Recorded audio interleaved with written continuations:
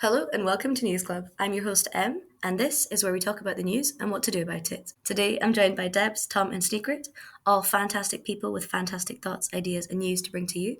They've all spoken on our podcast before, and that reminds me to remind you that you should definitely check out all the episodes. They're out now. We've had fantastic discussions, brilliant insights, definitely something you don't want to be missing. And stick around for today because we will be delving into collective non-payment as a tactic. What does it mean to take back our water, to recreate the commons? After a break, we'll get into the media blitzkrieg, what that is, what that looks like, fucking media hygiene, and the fact that we really have to get on that. And once again, we'll have another break before we're joined by Chivers towards the end, who, I say that as though he's not already here, but he will end the episode by talking on the Birmingham bin strikes and, striking, all of that. What the fuck is happening?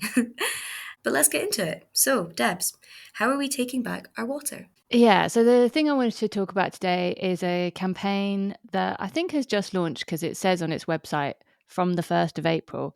So I think it's just started. It's called Take Back Our Water. And it's basically trying to get people to say that they're not going to pay their water bills because we're seeing massive price hikes, average price hikes of around 30%. I don't know about you, but my bill's gone up from like 600 a year to 800 a year. And this is in a context where the private water companies that provide water to our houses are not doing the absolute basics.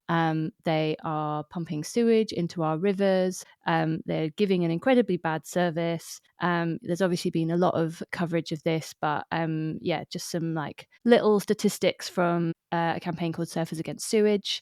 In 2023, there were over 600,000 discharges of raw sewage into the UK waterways, and 75% of UK rivers pose a serious risk to human health. So this is clearly a really unacceptable situation. And then at the same time, these companies are asking us to pay more for water, which is obviously like an essential thing for life. And really, this is like the story of what's been going on in our water system is the story of privatisation. We used to have water provided by public companies, and they were privatized under Margaret Thatcher.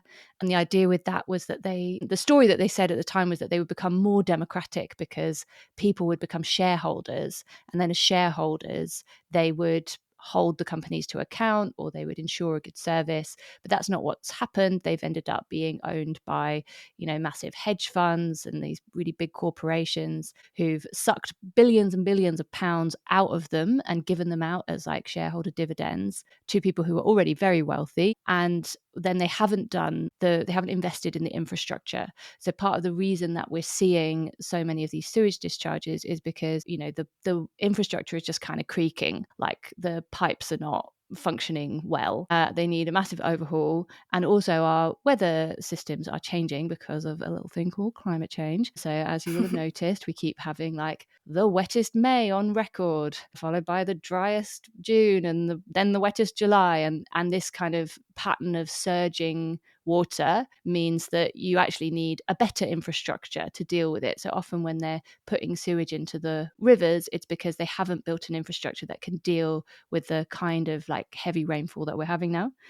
And so, I guess I wanted to talk about this campaign, Take Back Water, because obviously this is like awful. It's awful that we're basically being asked to pay for it as well. And what this campaign is doing is asking people to pledge to not pay their water bills. They've had nearly 10,000 people sign up so far. And this is kind of part of a tactic which has been used at various times of like getting a big group of people to say, we're not going to pay altogether. Because if one person just doesn't pay, then their water might get cut off, or they might get pursued through the courts or whatever. But if like a million people don't pay, suddenly you're kind of protected because there's so many people around you. It'd be very difficult to take action against all of those people at once. And we do have examples in history of when this has worked. On the Take Back Water website, they talk about the poll tax, which was basically a change that happened. It was proposed under Thatcher in like 1989, 1990, for what eventually became council tax. And they were going to do it as the poll tax. It was going to be a flat rate for every person. So this obviously would mean that richer people would end up actually kind of paying less. It was very, very unpopular. And there were lots of different things that happened around that. There were big protests, there were riots, but also there was a campaign of non-payment. And lots of people were like, well, I'm just not going to pay this charge when it comes in. And actually, the riots are the things that are often talked about and often remembered, but the non-payment was the thing that really showed how much support the rioters had, and how this was actually just a genuinely very, very unpopular thing. And it was basically the thing that led to Margaret Thatcher stopping being prime minister, being sort of kicked out. And then when John Major came in, he changed the poll tax. We've had more recent examples of people trying to use this tactic. I have this memory that, like, before Extinction Rebellion, think the Rising Up, the thing which was like pre-Extinction Rebellion, I think they had a whole idea of like getting people to pledge to do something, but only if a certain number of people would do it. We've also had this Don't Pay campaign a couple of years ago around energy bills, when all the energy bills the prices were being hiked. And again, that was okay, if 1 million people sign up to this, then we will all do a mass non-payment. I think they had 200,000 people sign up, and then actually there were some changes in the support that was being given and the price cap and stuff. So it didn't go ahead, but it did show kind of something of the strength of feeling. I actually think collective non-payment with water might be more successful than with energy, because basically because the water companies are in a more precarious situation. Like, actually, these companies are very, very laden with debts. And so not receiving money from customers, from a large number of customers, could actually be something which has a really big financial impact on them and leads to them going to the government and saying, we need your help. So it could actually be a route towards taking it back into public ownership. But I also think that maybe it's something that needs to be combined in the way the poll tax riots and protests all combined with this non-payment. It might need to be combined with some other tactics, which are a bit more about just really like raising the profile of it, doing something a bit more kind of spectacular and attention grabbing. Because although we have had news coverage of the state of our rivers and seas, and there hasn't been this kind of, it's not like a sustained media story. So doing some things which could sort of put it on the agenda more consistently might be something that makes this like a more successful campaign. I'm quite curious also, actually, about how the privatised infrastructure that we have presently in England, how that differs from Scotland, because it's not to say that just because it's in public ownership, it's necessarily like the best approach to how we manage water and take back our water. What's the difference really between public and private, and how do we go beyond that? Well, I think that's a really good point. And it is definitely true that some of the criticisms that people had of public bodies in like the 70s and 80s, they had a truth to them. The thing is that the private version that we've got since then has not been better, it's been worse. But I think there's a campaign group called We Own It, and they talk a lot about 21st century public services. They talk about actually needing to create these other kinds of models where, yeah, it's not just like the state is doing this thing for you, but actually you have much more kind of public involvement and participation, and people actually getting to be part of decision making around, how you want to invest your money, what your priorities are. Imagine if people, in South Yorkshire where I live, Yorkshire Water wasn't just either this private company or run by the state, but actually people in Yorkshire could like elect people to a body that would then make decisions, but also communicate with people. And then we could actually be trying to deal, because some of these things, they are genuinely difficult problems. Like, we don't actually really know very well how to deal with the patterns of rainfall that we're having here. So we're actually going to need, I think, to be a lot more creative, and maybe to be learning from other places in the world where this is what their rainfall has always been like. So maybe they know what to do about it. So yeah, I do think that like thinking beyond just going back into public ownership is absolutely right. And there is some really interesting thinking about how to do that. I was gonna just add to that. I think the thing that's also really tricky with our water companies. I mean, I don't really think that privatization of any of these things works well, because the whole competition myth. But with what we have in England at the moment, we have private companies, but the whole purpose of this kind of free marketplace is that you're supposed to have competition. And with water companies, there is no competition. You don't have the option. Again, don't like privatization, but I think an example of something where you can see that there is some sort of flexibility is like energy bills at the moment. We have private energy companies, but they have the choice of green tariffs. We also have things like community energy coming in different councils, especially up in the north. You've got community owned solar panels and wind farms. So there's been this kind of shift into people owning their own energy, but also having that flexibility to switch to things that they prefer. Whereas I have United Utilities here in Manchester, horror show. You can't contact them. There's no way to even go through customer service. I was just looking at, there's a site called boycottwaterbills.com, which actually has some more specific instructions as to how to go through the process of cancelling your water bill and how to protect yourself as well. So that might be a good thing to share alongside it. Obviously, a lot of people don't want to pledge to cancel, also don't want everyone to get bailiffs around. So there's a few steps that people can take to protect themselves with that as well. Am I correct in saying that during what I'll call the poll tax rebellion, on a pragmatic level, it was very difficult to actually just chase people? And the kind of tactics that were adopted to essentially kind of overwhelm the state and its agents to definitely make it difficult for people to essentially get chased up on. What did that look like, and how might we see that present day? I mean, you're definitely challenging the level of detail of what it was like in 1989 to pay your bills. I mean, I was 5, so I wasn't really thinking about it, but... And you weren't taking action. I know. Absolutely Your ridiculous. silence was deafening. But you're absolutely right that like we obviously have a really different relationship with the state in terms of like just how much they know about us, how easily they can track us down.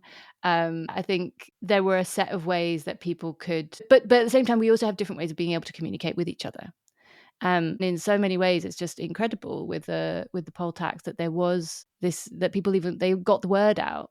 Because, you know, I'm assuming that, for example, the like mainstream newspapers were not on board with this. They were not like putting the word out and saying, you know, here's step-by-step instructions for not paying your rates.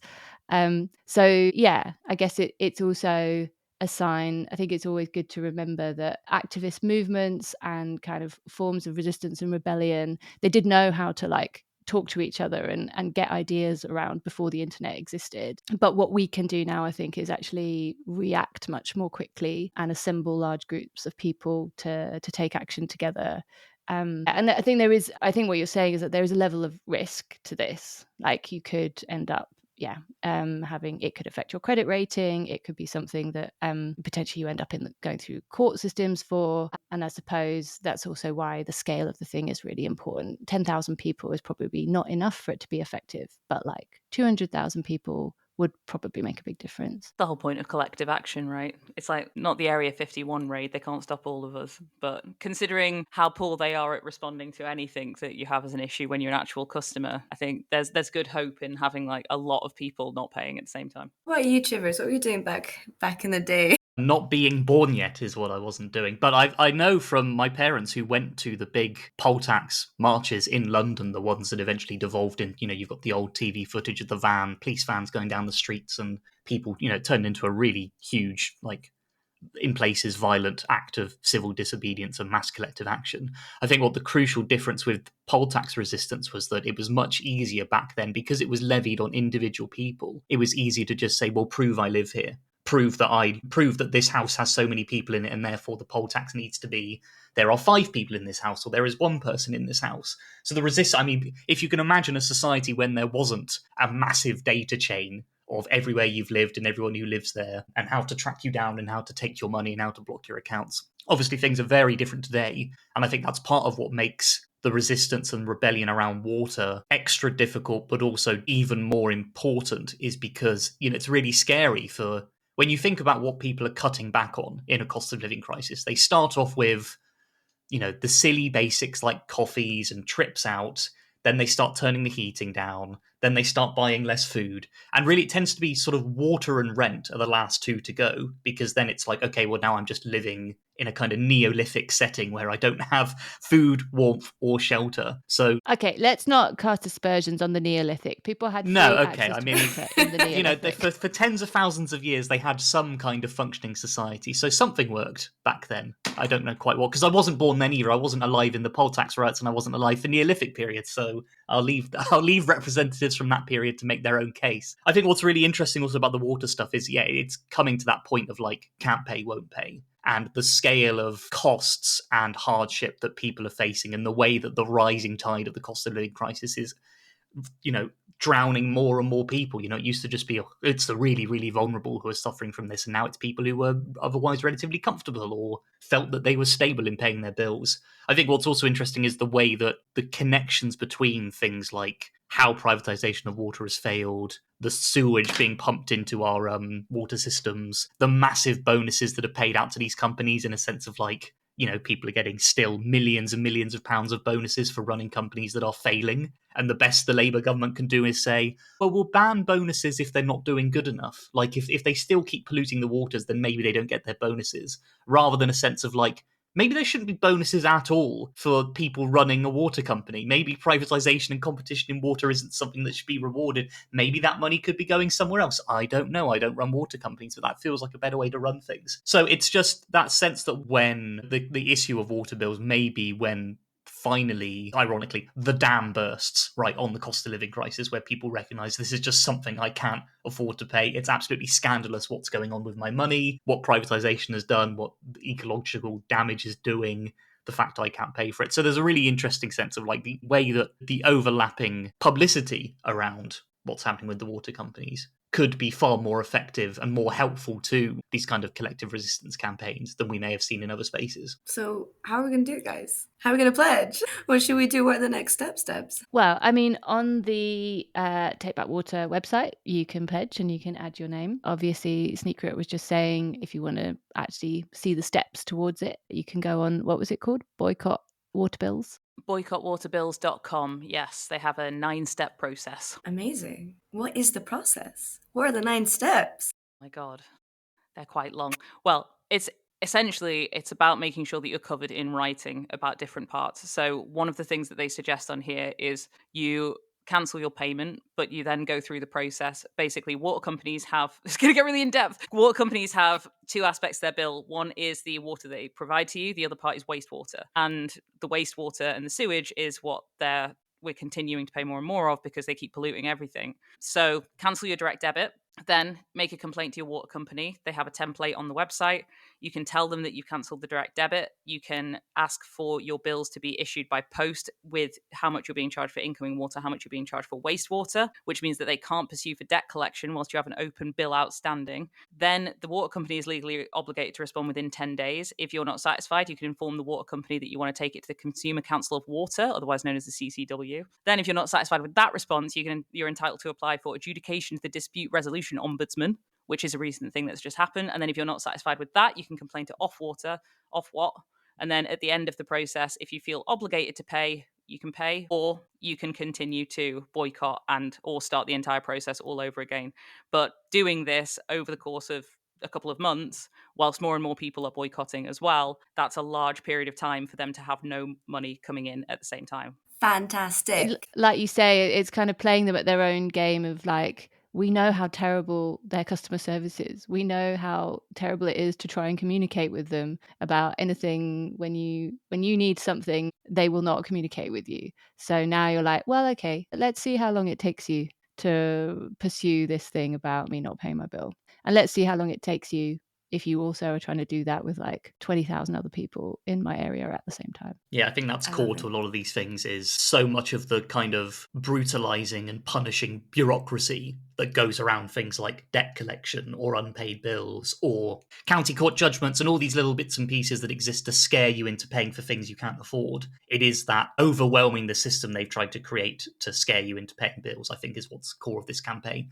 And possibly what needs to be part of the sort of the way we talk to other people, encouraging them to get involved, is not like go into your back garden and turn off the water lever and sit there until someone nationalizes water. It's about exposing the massive failed systems that have been put in place to try and direct you into paying for a service that isn't doing a public good and is exploiting your basic necessity, your basic need for water. Yeah, I mean, more power to this campaign, and I will be looking into signing up. I'm in a weird position where, because I live in a block of flats, my water bill is tied to my service charge, so I don't have like a direct connection with how much water I'm using, which on a basic consumer level is good because I can just keep the taps running all day, every day, waste hundreds of litres of water for no purpose. Don't you do wastewater as well? I was actually thinking about this. Like, from my understanding, like in Scotland, people use more water but pay less than people in England. Like, how do you encourage a culture of people not wasting water? Because, like, on a personal domestic level, I'm terrified of wasting water. Like, I grew up in that turn all the lights off, really, when you brush your teeth, you do not leave the tap running. You use the water, you know what I mean? Because you kind of have that, like, third world mentality. Not to be politically incorrect or anything, but it's a responsible mentality. None of us three are going to correct you on that. You're just reclaiming it. It was a radical term. None of us are going to step in and go, actually. But yeah, I guess, like, because on a personal level, I have that mentality, but then I obviously can appreciate that that's not how a lot of people live. So where do we coincide here with this desire to, like, on the individual level, to a certain extent, be mindful, but also, like, really hold to account the fact that that is incomparable to the wastage and the sewage and the horrific polluting of our own country, planet. It's difficult, isn't it? Because, like, what we've seen increasingly from energy and water companies is they adopt that same language, right? They're saying, oh, really sorry, we have to raise your bills. There's nothing we can do about it. But you can do something by cutting down on how much you use your heating or not running the tap while you're brushing your teeth. And it's like, well, yeah, those are responsible things to do in a grand sense of why would you waste stuff that's costing you money and is a, valuable ecological resource, but also not, it's very, very difficult to not accept that sort of greenwashing, water washing PR from the companies themselves, while also realizing I should be doing that anyway. Yeah. Again, it's about kind of changing the way we talk about them away from being a service, like a private commodity that we're buying into and we have to be responsible about it, to just always asserting these are things that are essential to our lives. They're public resources that should belong to all of us, and the responsibility has to go hand in hand with not being exploited. Yeah, and more than just being like talking about it as a public resource, it's a commons. It falls literally everywhere, and then and it is essential to life, and it's not just essential to humans, it is essential to all of the life around us. And what we've seen is this process of enclosure where someone has said, oh, here's this thing which you were in relationship with before, right? Like it wasn't just this thing, it wasn't just a resource, right? It was like a thing that's like you take care of it because you understand that it is the basis of life. And then someone else is like, okay, now this is a commodity and I'm going to put a fence around it and I'm going to make you pay for it. And now your relationship to that responsibility is just in terms of like, well, how much money do you have? And so, yeah, I think for me, when we own it, talk about this kind of creating these new structures for governance, that also implies like a different relationship that people have, where you're then thinking, not wasting water in the sense of I understand that this thing is precious and I understand that it needs to be shared, and I understand that especially with the changing weather, like we have to be really careful about how we're sharing this thing, and also not just with the humans but with the non-humans that also rely on it. And that's what commons is. My first thought was aliens. I was like, yep. You're right. It's collective ownership. When you own it collectively, then you have a responsibility to look after it collectively. But what you have at the minute is people charging you out the arse for things and then telling you not to be so wasteful. It's like being told to be thrifty in a situation where you've robbed me. So it definitely feels like it's not the tone that you want to be focusing on at the moment, I guess. So let's recreate the commons. I love it. And it was at this point that we should have had a break. So here's the break. That's the kind of thing that you should love, right? Activism isn't a legitimate thing to love. It's something you do for some other reason, right? Some high moral reason, like a task or a job, or just because you're trying to be a good person. I think it's because it can't be commodified, right? Rock climbing can be commodified. Like, there's this great documentary, The Century of the Self. It's a 3-part series. It changed my life. I can't believe they showed it on BBC in like the mid-90s.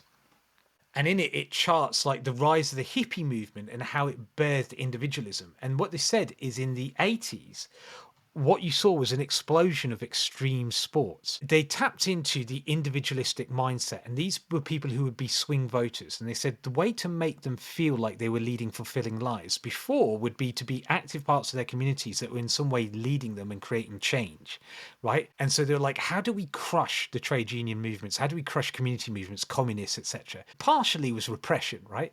But partially was bribing them, was buying them off. You can be a fully actualized human being because you can skate, snowboard, surfboard, climb, play an instrument, do art, whatever it is. And guess what? There's always another thing to buy. There's always a nicer pair of skateboarding shoes or a better deck, or you could get a better design on your skateboard. There's always like better rock climbing gear or like better carabiners or like, better outdoor wear. Even though these things are essentially about quote unquote escaping the world and they're anti-consumerist, all of them became consumerist. And so you were like everyone else in this sort of this cycle, this spinning wheel, this rat wheel, where you were constantly chasing and the thing is, even when you weren't spending money, you're always trying to get better. I did a 3.2 climb the other day. I'm going to see if I can do a 3.4, or there's this really gnarly one I could do here. I've done an ollie. I want to be able to do a kickflip. There's always something more to do. And so now, 40 years later from that explosion, when we think about loving something or having a passion, we can only think of those things that have been commodified as something that you love. Like, that's what's crazy. And you and I have internalized that. It's only in recent years that I've gone, activism's just the thing that I love doing. I'm like not doing it for any other reason. And once you realized it's basically that thing that's above your hobby, your passion, that you love doing. And now I'm going to do the same as him. Like rock climbing, he's always finding a new place to climb, entering competitions, training for this, getting ready for that. Same here, baby. I'm in the activist gym. I'm getting my, my activist muscles buff. I'm getting some mad skills to bust out on the next, The next demo. yeah. And now back to the podcast. Well, following the recreation of the commons, let's hear about the media blitzkrieg and what the hell that is. Tell me more. It is a term that has been made up by a friend of mine. So the idea, it's very much the flooding the zone approach to media that we're seeing at the minute. I think when we were looking at stories for this week, I mentioned before the show, I had like 6 different news articles sent to me this morning that were all absolutely horrifying. We've got the Trump tariff situation that's just like flooded the news with hundreds of charts of various different things, and it's changing constantly. We've also had Trump saying that they're essentially not going to follow the guidance of the Supreme Court when it comes to returning US citizens from El Salvador and referring to them as terrorists, which is a very, very significant marker in terms of all the checks and balances aren't really there anymore. So what does that mean? We've also this morning had an article that the UK Supreme Court is going to define what a woman is, which is going to be a whole new culture war that comes in and kicks off. And then at the same time, we've got shit in our water. Scotland's had wildfires for like a week. There's a lot happening at the minute. So it was difficult to pick like one story to focus on, but I was looking through a few different articles around the kind of weaponizing of chaos and overwhelm that we're seeing, not just in relation to Trump and the US and his kind of actual political strategy of do so many insane things all the time so that people can't respond, but also it feels like our mainstream media is attempting to push people into a state of like analysis paralysis. So yeah, there's a lot of different terms for it. There's like, yeah, flooding the zone, there's like overwhelm, there's something that's like distract and divert or something like that, and then also the term that my friend Davey Moo uses, which is media blitzkrieg. So I guess I wanted to talk through that a little bit. Sounds fantastic. One of the things that I've seen a lot more of recently is, especially on social media, a lot of creators trying to take a bit of a step back from covering every news story. Obviously the mainstream news cycle is 24 hours. There's constantly new things coming out. There are a number of like social media creators on TikTok, Instagram, YouTube Shorts that will do like headlines constantly. And myself and a few people who I speak to quite a lot used to do a lot more of these like timely articles and coverage talking about like recent things that have been reported, and almost everyone who I speak to has had to strip that down and really prioritize what they're speaking about, partly for themselves, for their own kind of ability to continue speaking on issues and not just completely burn themselves out and become useless, but also for our audiences, because I've found recently that whenever you talk about something terrible that's happened, if you don't have an action for someone to take at the end of it, you just get hundreds of people saying, God, this is awful. And a lot of people are very scared right now. There's a lot of people who are being targeted more publicly, more blatantly than they used to. And it's very, very easy for people to just sort of fall into this sense of ruminating and being completely unable to take any kind of action. So I wanted to sort of ask you guys as well, in terms of your own media hygiene. Obviously, we're all talking about politics quite a lot of the time. We're all talking about media. I found that going to like specific independent news sources for specific issues is really important, or even on social media, following specific creators who talk about a specific issue and using them as like more of a voice for things I care about has helped. I've also found that trying to limit how frequently I check the headlines has been helpful. So just getting like all of the shit out the way at the beginning of the day, focusing in on a couple of things that I might be able to help on. But I've also found that focusing on smaller scale issues where you feel like you can make an impact, for example, like you said, Debs, with the boycotting the water bills, or with supporting groups like Youth Demand, who were dealing with that horrendous treatment by the police last week, and actually still are. People are getting things confiscated constantly. They're being kind of terrorized by the police at this point. Yeah, trying to kind of hone in on smaller issues that you feel like you can actually make some kind of movement on has been helpful. But I wanted to ask you guys as well, what are you doing to build resilience in yourselves, to manage your media hygiene, to avoid the blitzkrieg? Chivers, how do you respond to the analysis paralysis? I sort of don't, which is really worrying. I think thinking through like what is my actual daily media consumption, it's far too much and far too it's like background noise, constantly ongoing. So I think I'm definitely like one of these people that needs to find an alternative to it. I did a sort of talk for some sixth form students the other week on like the history of media and what the media is and how it works. And I made the point in there, which of course was completely alien to them, that even as recently as 15 years ago, or maybe 20 years ago, the news was something that happened once a day, right? You had the newspapers that came out in the morning with their headlines and their stories for the day. You had the 6 o'clock news. You maybe had some radio bulletins that were just repeating whatever had happened in the newspapers or on the bulletins. And then that was it. And you didn't get any more news until the next day. And it was the job of journalists to kind of scurry around and decide what's the most important thing, what's the priority, what do I need to talk about. And obviously we know that like all of the systemic biases and structural failings of the media meant that what they chose to talk about and how they chose to talk about it was shit and bad.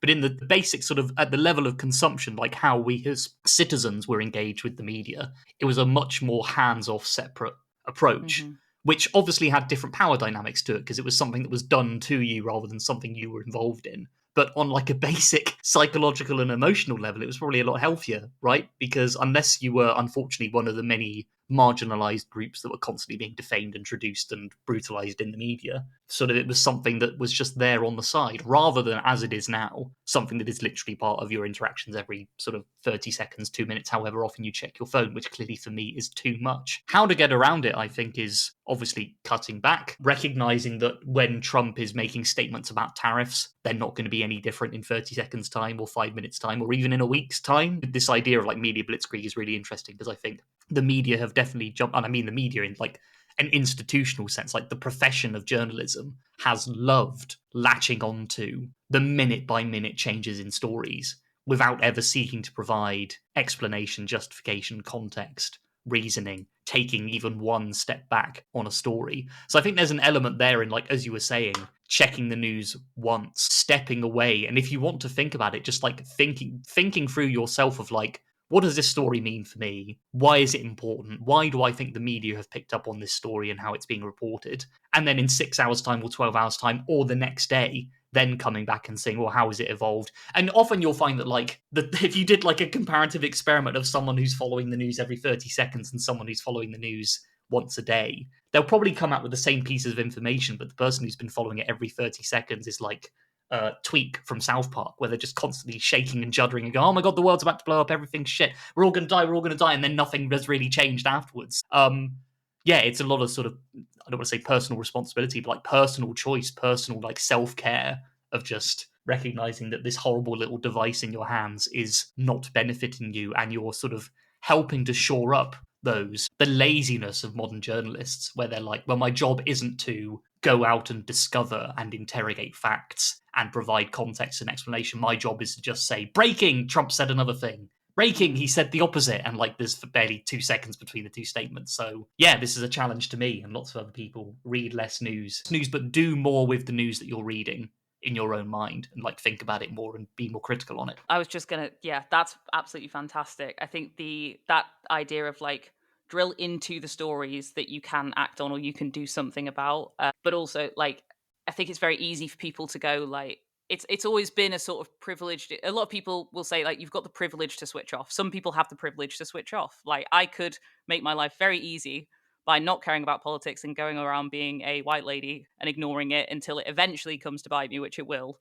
But it's not just about like self-care or like preservation from that side. Media companies make money off your eyeballs and your attention span. The Daily Mail is losing revenue on its print publication. It's making money on its online advertising from people reading stories that outrage them and keep them engaged. It's an easy play for them. On the other side of that, you can't be a successful citizen in terms of activism, in terms of being sustainably engaged in things if you burn yourself out. So I think that's also an important distinction to make, is like, don't switch off because you don't care. Like, don't make it so that you're unbothered about what's happening, but like making sure that I see it more as like slow and steady, keeping yourself engaged, but in a more conscious way, which I think you put brilliantly there, Tom. And I think it partly links through to the broader ideals of media reform, because switching off for the sake of switching off, like you say, is very tempting and it's easier for some people than others. What I often get when I'm like talking about media reform is people come back and say, well, we don't necessarily need to change the media because you can just stop reading the Daily Mail. You don't have to go to their websites. You don't have to read The Sun.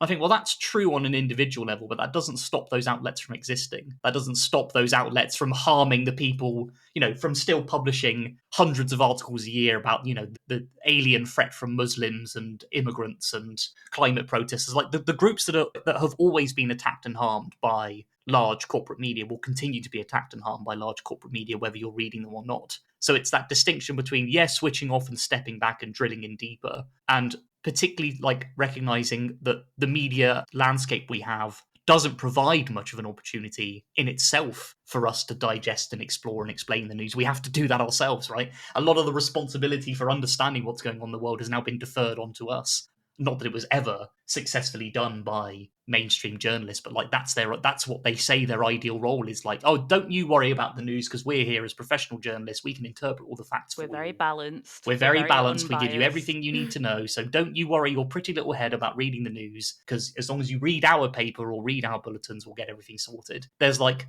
switching off on like a mental health reason to give yourself a greater critical perspective, but still recognizing that and that's part of the reason why I think stepping back and drilling into stories much more is useful from a media reform perspective, because in drilling down to the stories you start to recognize more of those biases and failures and corporate sort of structural harms that are done by large media corporations, and finding some way to do something about it while also protecting your own basic needs to a useful and not blitzkrieg news environment. Not to blow my own trumpet, but this conversation is making me feel like I'm very hygienic. Like, well. Yeah, I actually really don't look at news headlines. The ways that I engage with news is through email, through some email lists like the Canary or like a couple of local ones. Actually, I listen to a lot of podcasts, and I think so. My engagement with American news is mostly through podcasts from the US, like In Bed with the Right, which I think is really great. The Conspirituality podcast, Hard Fought podcast, like ones which they will be talking about a news thing, but they won't be responding to it like in the moment. It might be a week or two after the news event, and they've had a little bit of time to process it, and they are trying to put it a bit more in context. And then when I want to know what's happening in the mainstream media, I will listen to Novara Live, but I'll listen to it on 1.5 speed and kind of skip over the men. Viable. I love it. I listen to everything on 1.5 speed. I think it's the only way. In a similar fashion, I think for the longest time I did the whole thing of like just don't want to engage with the news, don't want to do it, don't want to do it, don't want to do it. And to be perfectly honest, I think the most I engage with it is when I, listen to you guys talk, and I'm like, wow, But so I do think interesting. this, the whole idea with news clubs is that we're trying to create these collective spaces. And I think that is really, really important. Like the other route for my news is through activist WhatsApp and Signal groups. Yeah. And often I will hear about a news event from a protest. And I think that's actually, that does feel a lot less shit because there is an action attached to it. And even if you can't always make it or support the thing, sometimes you're like, oh, I can give them some money, or yeah, I can pass this on to some other people, or something which makes you feel a bit less like, yeah, it's just a thing that is happening to you. I think there's something interesting culturally happening. I don't know how much you guys feel this as well, but I've definitely noticed that it seems much less socially acceptable, and I think for good reason, to just start a conversation with like, oh my God, did you hear about this terrible thing that's happened? Feels like there is a bit more of a culture of checking in of like, how engaged are you feeling able to be right now? And I think that's a good practice. And at the same time, I do think it's important for us to find each other at those moments when we are really feeling really activated or feeling like, yeah, I need to not be alone with this. I need to not be sitting here scrolling on my phone and sort of in some ways feeling connected to this wider world, and in other ways feeling like as isolated as it could be. So yeah, I guess this is the whole idea with news clubs of like how to create a space where people have all agreed and consented that right now we're going to talk about the news, but we're also going to be sharing those feelings and trying to find a way to do something a bit more productive with them than like just screaming in our bedrooms. I really like what you said there in terms of almost receiving news from the people around you. Like, not actually because you've seen the big headline, but because someone has said to you, this is actually valuable and we can actually do something about that. I think to me, that's what this podcast is in many ways. It's like, oh wow, like now I can shout at all my English friends and tell them to like go not pay their water bill, right? Because it means I'm necessarily like in communication and in community with someone somewhere at some point. It transforms how I'm relating to the news. And I like it because I don't like the news. I love listening to you guys. I think it's also, it's like, it's that point of, I really like what Tom said about step back and kind of lock in on the wider strategy. I think those are the 2 points that are really big for me. One, do it when there's an action. But two, looking at individual news stories all the time is pointless if you're not connecting the dots between what's happening. I punch my microphone. Like, because people will It's a continue very powerful to be point. You baffled. needed to punch the microphone. Listen, because it's like when you have these culture wars coming up, like, oh, we've got a new thing to blame. We've got a new group to blame, a new marginalized group that we're going to go after and target. If you know about how moral panics work and you know about how folk devils work, then you're not surprised the next time the story comes along. And it's the same tactic again and again. Like, a lot of the strategies that we're seeing from the mainstream media have happened multiple times in the past. Looking at the news not just as individual incidents that are constantly happening and seeing that wider strategy and how it's impacting you, I think also can help you feel a lot more prepared for it, though not fully prepared, still quite stressed, but given the circumstances, a little bit more equipped. So go start your news club and be more intentional about how you listen to news and have friends and stuff and talk to them. And don't pay your water bill or your TV license. Fuck it. I think TV license is a funny one. I feel like I know too many people that don't pay their TV license. Allegedly. Let's make that a specific topic. Yeah, I have a lot to say about the TV license. Probably very unpopular things to say about the TV license in our space, but for another day. Yes, I'm so excited. We'll have a little break moment, as we should have before, and we will come back with Chivers and your brilliant, brilliant story and information around the Birmingham bin strikes, which I know I'm going to find so riveting. Sassed into the ad break. Does reading the headlines ever make you feel like you're going to have a panic attack? Does it feel like an asteroid is somehow about to hit the Earth once every other week? Or that people are doing crimes in really weird ways and it's not really gelling with your idea of reality? Or do you just feel baited? You're probably dealing with sensationalism, the next form of bias in our series. That's right, welcome back to Media Bias 101. I'm your host Sneaker, where we're not just talking about the fact that the media are lying to you, but the many different ways that they do it. There are two key questions when it comes to consuming content in media that apply to sensationalism. One of the questions is, why am I being shown this story in the first place? And the other is, how is this story supposed to make me feel? And the key principle that helps you understand in this context is that Extreme emotions sell. When you hear about something like a asteroid coming to hit the Earth or some horrible crime that's been committed, it's like seeing a fire in your house. You're not going to be able to take the time to go, hang on a second, what does this actually mean? Let me ask these questions, because you've seen the fire and your first reaction is just going to be to freak the fuck out. It's worse with sensationalized media because you're not just seeing one fire in your house, you're seeing fires all over the world. And if you're convinced that all of these fires are all over the world all of the time, you're going to start seeing fires everywhere. When all you see is fire everywhere, it's very difficult to think critically about what you're seeing, which is why sensationalized media is a really strong pipeline through to consuming and believing in misinformation. There's two things that you're going to do whenever you see this kind of content. Whenever you see something that prompts a heavy emotional response, the first thing is ask why you're seeing it. Who is showing it to you? What's the publisher doing? Is it something that you've seen everywhere this week? Why is it being covered so broadly? The thing you're going to do is you're going to read through the content or listen through, and wherever you see an emotional form of language or emotional tone of voice, dull it down to the most neutral, basic thing. Because often what you'll find is the stories that you're reading aren't quite as crazy as they looked when you first saw them. Stay tuned for the next part of this series, and don't forget to follow News Club UK for more. Am I about to find out you were too young to have the old wheel-in TV trays in school? Yes. Dear, oh dear. I'm logging off right now. And we're back from the break. Thank you guys. Thank you for the hate. You know what? My only reference for wheeling in TVs is like media references to wheeling in TVs, such that I'm familiar with the notion of wheeling in a TV, but has always been framed as something, I don't want to say this word, but I want to say it ancient. It feels Okay, well, just say it then. Just bloody say it. Fine. Ancient. How Back dare in the you? Neolithic, the TVs were all just wheeled in. This is going massively off topic, but I think I was in school at that moment when the transition happened from like the old wheeling in the old TV tray to put on a VHS tape to when schools started spending what must have been hundreds of thousands of pounds each to bring in these like fancy whiteboards where you could like write on it in a Or digital the digital pen. whiteboard, and And nobody they knew never how to ever use worked. them. They never ever worked.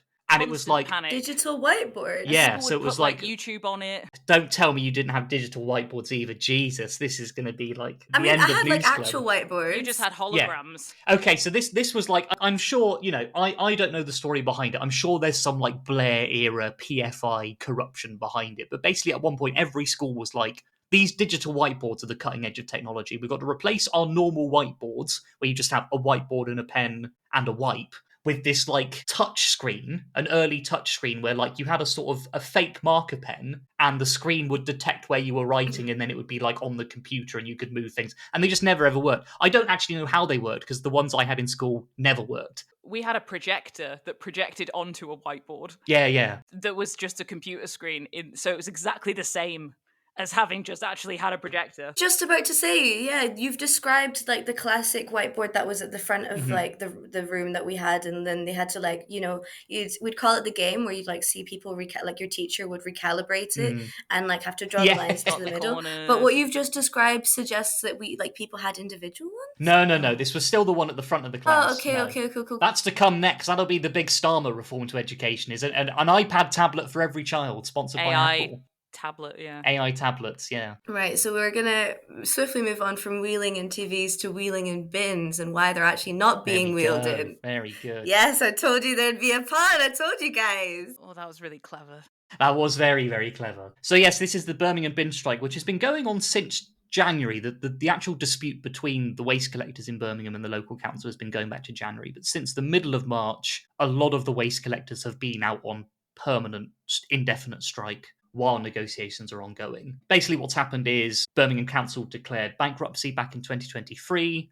This is off the back of obviously a decade and more of national government cuts to local government. So councils everywhere are having less money to do more and more services. They've been raising local council tax levels, but it's nowhere near enough to substitute the money that's been taken away by national government. Waste collectors in Birmingham had already accepted a £1,000 voluntary pay cut as their sort of attempt to help the council to balance its budgets. But the council now Voluntary. They voluntarily accepted to take pay cuts because they recognise their jobs are so essential and it's a workforce that needs to happen. And unbelievably, they've taken this heroic step to voluntarily accept a first stage of cuts. But of course, with greedy councils, they always come back for more. So they are now trying to cut their pay by £6,000 a year. which in any walk of, if you were an investment banker, you would not accept a £6,000 pay cut, let alone if you are a sort of median income bin collector in Birmingham doing an unglamorous but completely essential public service job. So I wanted to talk, I mean, obviously the strike itself is really important to support, but I think what's interesting is how the media coverage has focused almost exclusively on pictures of waste piling up on people's streets, the public health hazards from the kind of massive sort of swarm of rats that are building up around the waste piles, the risk for public health around diseases. There's lots of footage of long queues of people queuing up to take their bins to the tip themselves in place of the weekly bin collections that aren't happening due to the strike. And in some cases, there are some quite positive stories about people in the communities coming together, helping each other out, like people taking a day on the weekend to go and help vulnerable people clear the waste off their streets, and kind of, people sharing cars to take lots of waste to the tips all in one go. But of course, what's completely missing from the media coverage is the perspective of the refuse workers themselves, the reasons why they're on strike, and the devastating impact that the council's proposed direct cuts to their pay would actually have on their lives, and actually what the cuts would have even on the future functioning of the bin service itself. Like, who is going to work in refuse collection if you've just seen already that their pay has been reduced by £6,000 a year? What does that tell you about the kind of conditions and respect that are given by the council to people working in this service? And I think also we've seen a lot of like really standard, and this is a Labour council in Birmingham, and they've been employing really what can only be described as like strike breaking tactics borrowed from the Thatcher era. They've been calling in the police to corral the picket lines, basically on spurious claims, which we always see of like the council saying we needed to call in the police because the strikers were blocking the roads or intimidating people who had gone into work. And like, none of this has ever been evidence, but it's really helped to support this idea of like, strikers aren't people out for good conditions and pay. Strikers are militant yobbos who have just come in to like make a fuss and demand money for nothing. The council have also brought in really expensive agency workers, partly as scabs, but also partly as just like a way to undermine the collective bargaining position of the refuse collectors themselves in the longer term, which is unbelievable because the amount of money they're now spending on the agency workers, I imagine, is much more than it would have cost them to just settle the dispute at the current pay levels. And in a lot of the council's public communication on the strikes, they've kept repeating this lie that's so often repeated across lots of strikes in public sector work, a kind of core strike-breaking tactic, which is to say striking workers should simply give up, go back to work and put all this nonsense to rest. And the local and national media is very happily parroted these lines from the council without a whiff of basic kind of critical analysis. Like we were talking about before, there's not been a sense of any media coverage stepping back and saying, why is this strike continuing? Why are these workers doing this? What is the sort of long-term impact for the functioning of waste collection in Birmingham? What does it tell us about the state of council finances and the basic relationship between paying for services and the people who do them? Yeah, can you speak a little bit more about collective bargaining? It's the essential notion behind trade unions is, if you want to try and secure your work and argue for a better wage, power is in numbers. And you come together and you say, well, all of us who work in this particular business or all of us who work in this particular public service will refuse to work or reduce the work we're doing unless all of us together have some kind of pay or conditions that we can all agree on. And it's very difficult for an employer, or it used to be very difficult for an employer to find ways around that because their entire workforce was deciding, but unless I get the pay and conditions I want, I'm not going back to work. And this is where the strike-breaking tactics come in to undermine collective bargaining, is by bringing in agency workers, by having this media blitzkrieg around saying that strikers aren't people with jobs. Strikers are people trying to create a nuisance, trying to ruin people's lives, willingly letting waste build up in the streets because they're yobbos and nuisances, etc., etc. So that's the essence of collective bargaining, which has been undermined since the 70s in the ways that lots of public services now are increasingly reliant on agency workers. They will suddenly find money to pay agency workers when they can't find money to pay their actual staff. I also keep thinking about good work strikes and the fact that I can't see how that translates with this particular line of work. Is there a way around of people doing the work and also simultaneously like posing a challenge? And there have been examples of, for example, people on railways being like, well, we're just not going to enforce non-payment. And that's been that's been a really effective strategy in other parts of the world. The problem in the UK is that we have such restrictive laws around what trade unions can and can't do, and when they are protected by being on strike. So there's all of these legal frameworks, and if you follow all of the rules, then you can go on strike and you basically can't be sacked for doing that, even though, of course, they can like dock your pay. Whereas if you step outside of the rules, then they can start saying, well, now you're not performing your job, and then you can be, the union itself can start to be liable for the costs to the company or to the local council or whatever. And these rules that trade unions have to follow have got like more and more restrictive since the 1980s. And they're now like insane.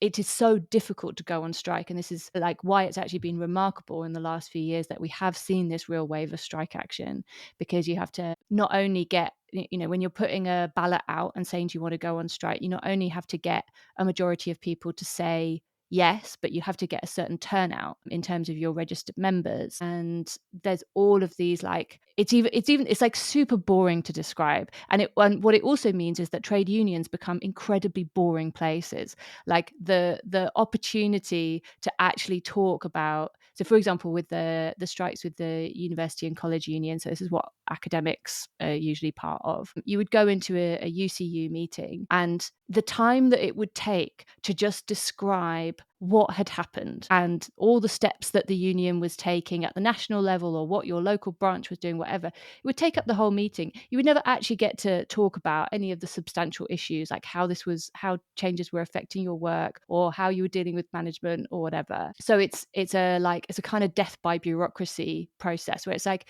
exactly what you're saying, like these more creative strategies of like, well, what if we still run the trains, but we just don't make people pay for them, which means that people can still get to work, they still get the service that they want, but what we're actually harming is the bosses. That's a great tactic. And that's the sort of thing where if you were in a union meeting and someone was proposing that, you could have a really exciting conversation about it. But you absolutely cannot do that as a registered union. And so instead what you have to have is like loads of conversations about like the precise procedures that you've gone through, and like the precise timing of the ballots, and has it been sent out to exactly the right people, and what's the threshold for whatever. And it just becomes the most dead boring conversation, and of course that massively puts people off being part of unions. So what do we do? Like, what is one of the responses we can have to like this failing over bureaucratized institution? I mean, there definitely are these kind of newer unions that have set up in the last sort of 10 years. So things like the Independent Workers of Great Britain and UVW, which is the United Voices of the World. There's a bunch of others, and they're trying to think in a much more creative way about how to organize people, particularly in sectors where the IWGB is literally for people who their work contract will be as an individual. So if you're working for Deliveroo, you're not part of an official workforce. You're just officially like a freelancer. So how do you even bring those people together or get them to like see themselves as a group? And so it's very, very difficult to organize in those spaces in some ways, but in other ways, these are the spaces that like Unison is not interested in, Unite is not interested in. Like the big established unions are often like, we're not even going to try and bring those workers together. So they are not kind of restricted in the same ways by like these bureaucracies. It's both stuff that the state has imposed, and it's also the cultures within these unions and the union workers. So newer unions, I think, are thinking in different ways. And also because they are often trying to organize in the most precarious parts of the economy, which have a lot of migrant workers, they're also taking strategies and tactics from other parts of the world. And particularly, there's a lot of Latinx people in those unions, and there's a really different and much more, I don't know, like they're both much more up for a fight in terms of like up for pushing the boundaries of what they can do. But I think there's also an understanding that like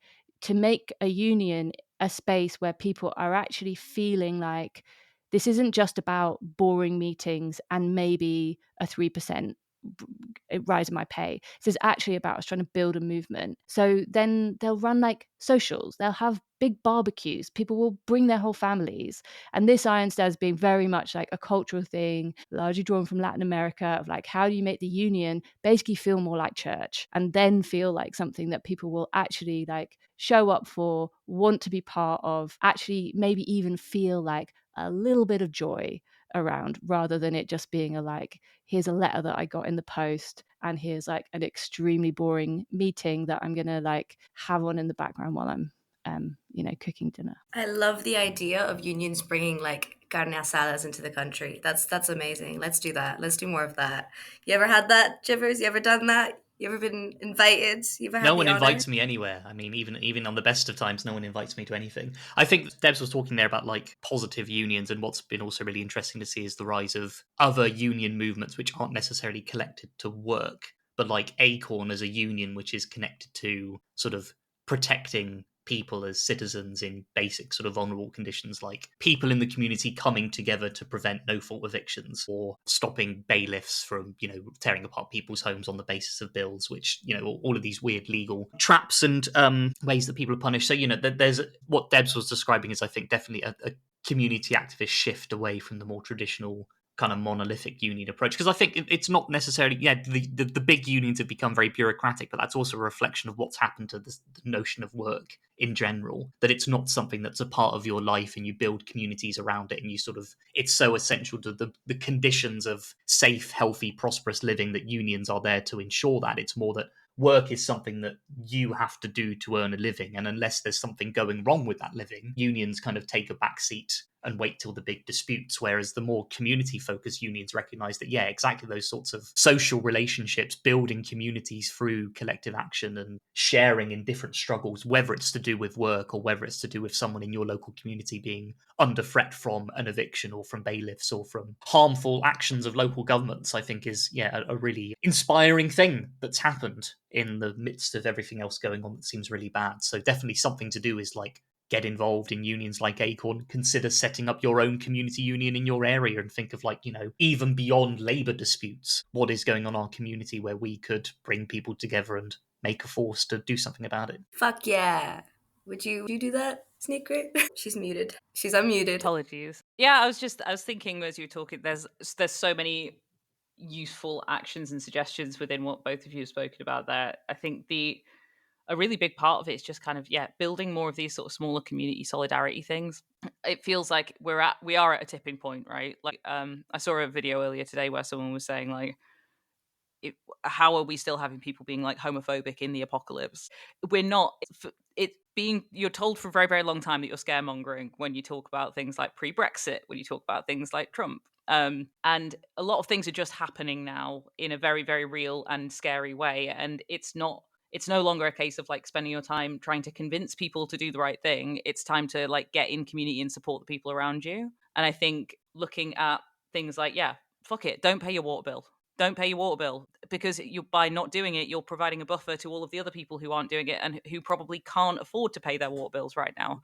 When it comes to supporting strikers, when it comes to supporting protesters, like just using what you do have, which is like your wallet, your attention span, and your body to provide a buffer and support people in whatever way you can, I think is super important. Yeah, I feel like from the bins all the way to everything else that's happening in the world at the minute, it feels like that purpose of building like community groups and community action is going to be the only thing that gets us through on a practical level, but also like emotionally keeps us remotely, I'm not going to say like sane, but like at the level we're at and not worse. But yeah, it's so I think it's really cool to hear you guys kind of talking through how we can go about that in more solid ways. So basically, My Little Pony got it right, and friendship is magic, guys. That's it. That little pony never misses. But yeah, speak to your mates. Don't pay your water bill. Go to the carne asada with your union friends and invite me when you hold them. I need to go to stuff. and invite Chivers. I don't know. We'll hear what you've got to say about the TV license first. I think that's partly why I'm not invited to parties anymore, because my talking pieces are like BBC reform, media legislation. Have you heard what Ofcom did recently? And people are like, he's not fucking coming again. Don't invite that guy to the next cookout, But going back to what Deb said, this is why we have to ask people, you know what I mean, and have consenting spaces where we're like, you know what, guys, today we're going to delve into this. Next week, whether you like it or not, TV license fee discourse. Shit, let's do it. But yeah, thank you so much, guys. I've actually really enjoyed this. I love listening to you guys. And thank you to our audience, whoever's listening, for also listening. Crazy. And make sure to follow us on News Club. We have a newsletter coming out every week, and we have this podcast coming out every week with these brilliant, brilliant people that we can learn so much from. Thank you for listening, and we'll catch you next time. Bye-bye. Bye. Thanks all. Thank you. All right.